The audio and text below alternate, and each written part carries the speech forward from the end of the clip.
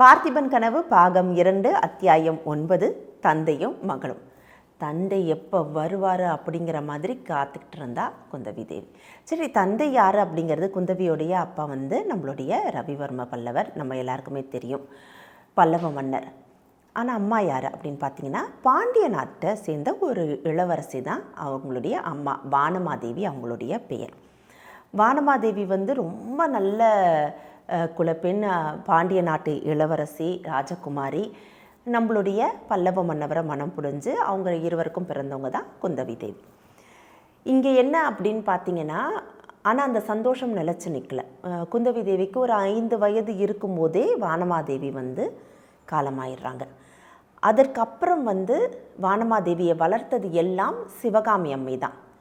சிவகாமி அம்மை யார் அப்படின்னு பார்த்தீங்கன்னா, இவர் போனார் இல்லையா வாதாபிக்கு போனப்போ அங்கேருந்து சிறை மீட்டு அழைச்சிக்கிட்டு வந்தவங்க தான் சிவகாமி அம்மை. நம்மளுடைய தலைமை ஸ்தபதி பார்த்தோம் இல்லையா, அவருடைய மகள் தான் சிவகாமி அம்மை. இப்போது நம்மளுடைய வானமாதேவி இறந்ததுக்கப்புறம், அதாவது குந்தவியோடைய தாய் இறந்ததுக்கப்புறம், பல்லவ மன்னர் சிவகாமி தேவியை தான் கல்யாணம் பண்ணிக்குவாங்கங்கிற மாதிரி பரவலாகவே ஒரு பேச்சு இருந்தது. ஆனால் 2 பேருமே செஞ்சுக்கல. ஆனால் ஒரு குறிப்பிட்ட காலத்துக்கு அப்புறம் சிவகாமி அம்மையாருமே தவறிடுறாங்க.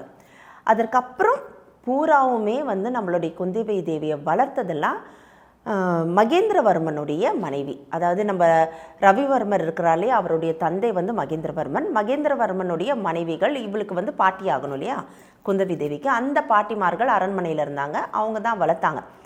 ஆனால் பாட்டிக்கும் பேத்திக்கும் அப்படி ஒன்றும் இது கிடையாது, ஒரு மாதிரி இணக்கமான உறவே கிடையாது.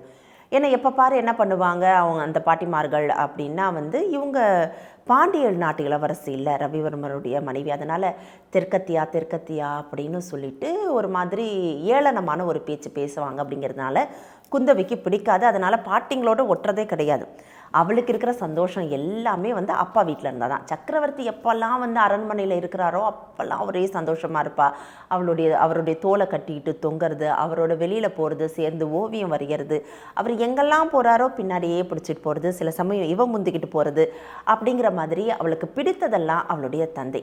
அதுக்கு ஏற்ற மாதிரி தன்னுடைய சந்தோஷத்துடைய மறு உருவம் வெளியில் நடமாடுச்சுன்னா எப்படி இருக்குமோ அப்படி தான் குந்தவி தேவியை நம்மளுடைய பல்லவ மன்னருமே பார்த்தார்.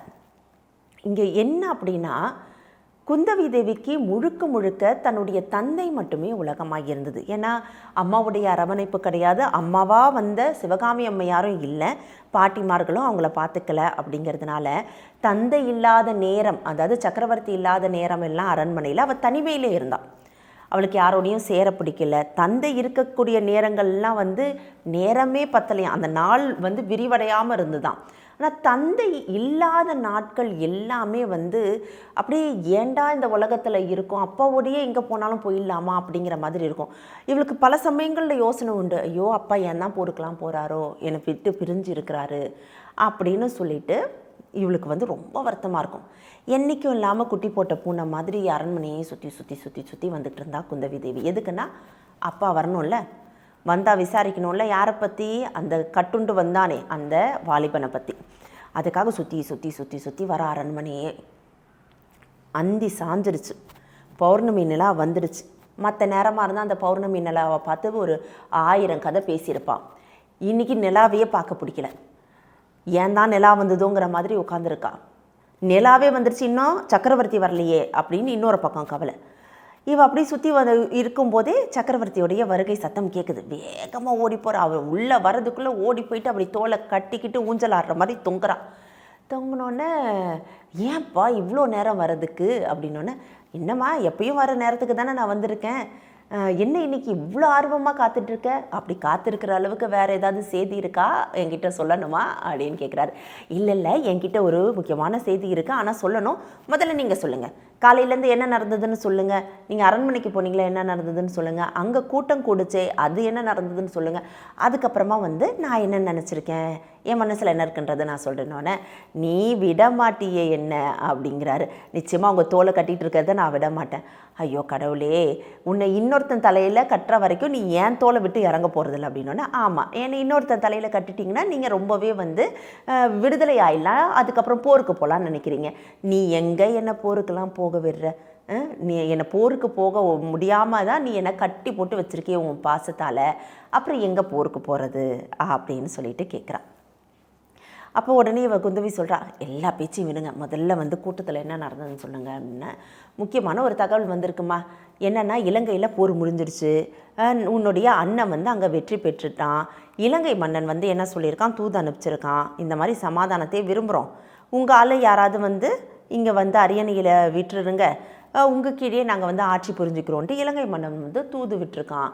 அதனால் இப்போதைக்கு இலங்கையிலேருந்து உங்கள் அண்ணன் வந்து வரதுக்கான வாய்ப்புகள் இருக்குது. இந்த முதல் சந்தோஷமான விஷயம், நம்மளுடைய படை அங்கே ஜெயிச்சிடுச்சு அப்படின்னோடனே, அப்பாடா அண்ணன் வீட்டுக்கு வந்துடுவான்ல, இனிமேல்ட்டு அண்ணன் கூட இருப்பான்ல அப்படின்னோடனே, இல்லைம்மா உன்னோட மாமா மதுரையில் இருக்கிறார்ல, அவருக்கு கொஞ்ச நாளாகவே உடம்பு முடியல, அதனால் அண்ணனை வரும்போது மதுரையில் கொஞ்ச நாள் போய் தங்கியிருக்க சொல்லியிருக்கேன், பார்த்துட்டு மாமாவை பார்த்துட்டு வர சொல்லியிருக்கேன் அப்படின்னோடனே இவ குந்தவி சொல்கிறான், பா நீங்களும் போர் புரியறத விட மாட்டேங்கிறீங்க, அண்ணனையும் போர் புரியதை வந்து விட சொல்ல மாட்டேங்கிறீங்க அப்படின்னோடனே, ஆமாம் வீரமிக்க ஆண்கள் எல்லாருமே போர் புரிஞ்சால் தானே ராஜ்யத்தை காப்பாற்ற முடியும், ராஜ்யத்தை விரிவாக்கம் செய்ய முடியும், அதை விட்டுட்டு என்ன மாதிரி பொண்ணோடையே, அதாவது தான் பெத்த பெண்ணோடையே வந்து யாராவது சுற்றிக்கிட்டு இருப்பாங்களா அப்படின்னோடனே, அப்பா உங்களுக்கு என்ன பரிகாசம் பண்ணலைன்னா உங்களுக்கு வந்து தூக்கமே வராது, சரி விடுங்க, வேறு ஏதாவது செய்தி இருக்கா, நிச்சயமாக இருக்குமா, வேணும்னா நீயும் மதுரைக்கு போ, அண்ணன் வரும்போது நீயும் அங்கேயே இருக்கலாம்ல, உனக்கு கொஞ்சம் சந்தோஷமாக இருக்கும்ல அப்படின்னோன்னா, ஐயோ அப்பா அது இல்லை, கூட்டத்தில் வேறு ஏதாவது செய்தி வந்துதா, இதை தானே நான் கேட்குறேன், நீங்கள் ஏன் அதை விட்டுட்டு வந்து மதுரைக்கு போ மாமா பாருன்னெலாம் சொல்கிறீங்க அப்படின்னோடனே, ஏம்மா உனக்கு மாமா மேலே விருப்பம் இல்லையா, மாமாவும் உன்னை பார்க்கணுன்னு ரொம்பவே ஆசைப்பட்றாரு, உடல்நலம் சரியில்லாமல் இருக்கிறார்ல, போய் ஒரு எட்டு நீ பார்த்துட்டு வாயேன், அண்ணனும் வந்துடுவான், நீ போய் பார்த்துட்டு வந்தீங்கன்னா அதுவும் சந்தோஷம் தரக்கூடிய ஒரு விஷயம் தானே அப்படின்னோடனே, இவ வந்து அடுத்தடுத்து யோசிச்சுக்கிட்டே இருக்கிறான். இவ யோசித்த விஷயமே இவர் சொல்ல மாட்டேங்கிறாரு. இவ என்ன யோசிக்கிறா, அந்த இளைஞனை பற்றி எதனாச்சும் தெரிஞ்சிருக்கும், அப்பா சொல்லுவார்னு பார்த்தா அப்பா வளவலன்ட்டு இலங்கை கதையே சொல்லிட்டு இருக்கிறாரு அப்படின்ட்டு யோசிச்சுட்டே திருப்பி கேட்குறா, வேறு ஏதாவது நடந்ததாப்பா, வேறு ஏதாவது நடந்ததா அப்படின்னோடனே, ஆமாம்மா அந்த வாலிபனை வந்து கைது பண்ணியாச்சு அப்படின்னா. யாருப்பா அப்படின்னோடனே, அதான் நேற்று கலகம் விளைவிக்கிறான்னு சொன்னேன் இல்லையா விக்ரம, அவனை தான் கைது பண்ணிட்டு வந்தாச்சு அப்படின்னோடனே, ஆமாம்ப்பா நான் கூட பார்த்தேன், நீ எப்படி பார்த்த, காஞ்சிக்கு கோயிலுக்கு போனேன் எதிர்க்க பார்த்தேன் அப்படின்னோடனே, ஓ பாத்தியா, அவனை தான் கைது பண்ணியாச்சு அப்படின்னோடனே, சரி வேறு ஏதேனும் நடவடிக்கைகள் உண்டா அப்பா, ஏன்னா என்ன தண்டனை கொடுக்க போகிறாரு அப்பான்னு அடுத்து அவங்களுக்கு தெரிஞ்சுக்கணும்ல, வேறு ஏதாவது நடவடிக்கை இருக்காப்பா அப்படின்னோடனே, ஆமாம்மா கட்டாயமாக நடவடிக்கை எடுத்து தான் ஆகணும், ஏன்னா இன்றைக்கி இவன் கலகம் பண்ணியிருக்கான், மறுபடியும் பண்ண மாட்டான்ன்றது என்ன நிச்சயம், தண்டித்து தானே ஆகணும் அப்படின்னோடனே, அப்போ அந்த வாலிபனை இப்போ எங்கே வச்சுருப்பாங்க, காராகிரகத்தில் வச்சுருப்பாங்கம்மா அப்படின்னோடனே, காராகிரகமா ஐயோ அப்படின்றா, ஏம்மா நீ என்னத்தை பார்த்து பயந்து அப்படின்னோடனே, இல்லைப்பா காராகிரகம் அந்தளவுக்கு வந்து பயங்கரமாக இருக்குமே, இருட்டாக இருக்குமே, நல்லா வேணும் அந்த வாலிபனுக்கு அப்படின்னு சொல்கிறா, ஒரு மாதிரி மூடி மறைச்சு சொல்கிறா. இருந்தாலும் பல்லவ மன்னருக்கு இவளுடைய வித்தியாசமான இந்த நடவடிக்கைகளை அவர் கவனிச்சிடறார். ரொம்ப இவ உணர்ச்சி வசப்பட்டு பேசுகிறதும் இந்த ஒரு விஷயத்தை தெரிஞ்சுக்கிறதுக்காக தான் ஆவலாக இவர் எதிர்பார்த்துக்கிட்டு நின்னதும் அப்படிங்கிறத எல்லாமே இவர் புரிஞ்சுக்கிறார். அப்பா இல்லையா, தந்தைக்கு மகளை பற்றி தெரியாதா, இத்தனை நாள் எப்படி நடந்துகிட்டு இருந்தா இன்றைக்கி எப்படி நடக்கிறாங்கிறது தெரியாதா, அந்த மாதிரி இவளுடைய அந்த நடவடிக்கைகள் மாறுபடும் போது இவர் புரிஞ்சுக்கிட்டோன்னா அடுத்த கேள்வி கேட்குறா, அப்பா தண்டனை கொடுத்து தான் ஆகணுமா, தண்டிக்காமல் இருக்கக்கூடாதா, ஏன் தண்டனை கொடுக்கணும் அப்படின்னு கேட்குறா. என்னம்மா சொல்கிற, நேற்று நீ தானே தண்டனை கொடுக்கணும்னு சொன்ன, அதுவும் கடுமையான தண்டனை கொடுக்கணும் நீ தானே சொன்ன, இதுக்கு தான் முன்னோர்கள் சொல்லியிருக்காங்க பெண் புத்தி பின் புத்தி, அதனால் வந்து பெண்களை வந்து அரியணையில் ஏற்றக்கூடாதுன்னு தெரியாமையோ சொல்லி வச்சுட்டு போயிருக்காங்க.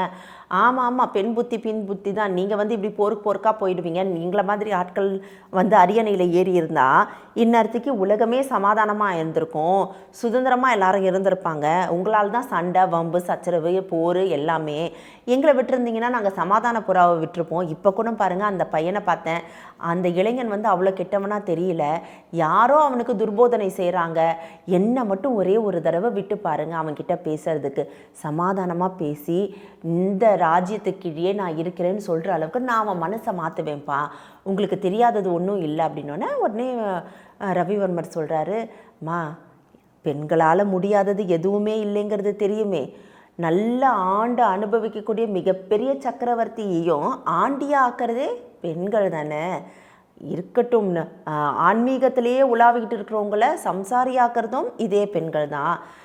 தைரியமே இல்லாதவனை கூட தைரியமானவனாக்கிறதும் பெண்கள் தான். தைரியமானவனையும் கோழையாக்கிறதும் இதே பெண்கள் தான். அவங்களால ஆக்கவும் முடியும், அழிக்கவும் முடியும். ஆனால் நீ காலம் தப்பி கேட்டுட்ட, அவன் கைது ஆகிறதுக்கு முன்னாடி நீ சொல்லியிருந்தான்னு வச்சுக்கேன், நிச்சயமாக உன்னால் அவன் மனசை மாற்ற முடிஞ்சிருக்கும். எனக்கு அதில் மாற்று கருத்தே இல்லை. ஆனால் இப்போ கைதாயிட்டான், அதனால் நடவடிக்கை எடுக்கப்படுங்கிறது தான் உறுதி அப்படின்றார். சரிப்பா, அப்படி என்ன தான் ஆச்சு அப்படின்னோடனே, நீ சொன்ன மாதிரி தாம்மா எனக்கு கூட நான் கூட கேள்விப்பட்டேன். ஏதோ ஒரு சிவனடியார் வந்து அடிக்கடி இந்த பையனையும் அவங்க அம்மாவையும் சந்தித்து பேசுகிறாராம். ஒருவேளை அவர் துர்போதனை செய்திருப்பாரோ அப்படிங்கிற ஒரு சந்தேகம் எனக்கு இருக்குது. இவன் என்ன பண்ணியிருக்கான், இவனுக்கு ஒரு சித்தப்பன் இருக்கான், மாரப்ப பூபதின்னு. அவன் என்ன பண்ணியிருக்கான், அந்த சித்தப்பன் போயிட்டு எல்லாரையும் நான் வந்து கூட்டமாக வந்து வீரர்கள்லாம் சேர்த்துட்டு வரேன், படை திரட்டிக்கிட்டு வரேன் அப்படின்னு சொல்லியிருக்கான். இந்த சின்ன பிள்ளை அவனை நம்பி போர்க்களத்துக்கு வர மாதிரி வந்துடுச்சு. நம்மளுக்கு தான் ஏற்கனவே செய்தி வந்துடுச்சு இல்லையா? அதனால் நம்ம என்ன பண்ணிட்டோம், எல்லையிலே ஆட்களை நிறுத்தி வச்சு ஊருக்குள்ளே யாருமே வராதபடி செஞ்சிட்டோம். எதுவுமே தெரியாமல் இந்த அப்பாவி பிள்ளை மாட்டினது மட்டும்தான் உண்மை. நம்மளுடைய தளபதி அச்சுதவர்மன் படையெல்லாம் எடுத்துகிட்டு போயிருக்கிறாரு. இந்த பிள்ளை சண்டை போட்டிருக்கான், கூடவே வந்த கிழமை மட்டும் கடைசி வரைக்கும் சண்டை போட்டு இறந்து போயிட்டான். நான் என்னுடைய அறிவுரை பேரில் இந்த பையனை கைது நடவடிக்கை செய்ய சொன்னேன். கைது பண்ணி அழைச்சிட்டு வந்துட்டாங்க. மற்றவங்கெல்லாம் சிறப்பிடிச்சு வச்சுட்டாங்க. கைது பண்ணி இவனை அழைச்சிட்டு வர சொன்னேன். இங்கே எடுத்துகிட்டு வர இவன் இங்கே வந்து அழைச்சிட்டு வந்து காராகிரகத்தில் போட்டாச்சு. அடுத்து வந்து என்ன செய்யணுங்கிறத பற்றி யோசிக்க வேண்டியது தான் பாக்கி. இவன் வந்து அந்த சிவனடியார் பேச்சை கேட்டு தான், இந்த நீ சொல்கிற மாதிரி அந்த துர்போதனை கேட்டு தான் இவன் வந்து இந்த மாதிரி கலங்கலாம் விளைவிக்கிறான்னு நானும் நினைக்கிறேன் அப்படின்னோடனே இந்த பொண்ணோட மனசு அப்படியே கலங்குது. அடுத்து யோசிக்கிற, அப்பா அந்த அடுத்ததாக என்ன செய்வீங்க, என்ன நடவடிக்கை எடுப்பீங்க அப்படின்னோடனே, அது இப்போ எதுவுமே சொல்ல முடியாதேம்மா, உனக்கு தெரியாதது ஒன்றும் இல்லை. நான் தர்மத்தின் வழியில் நிற்கிறவன் தான்.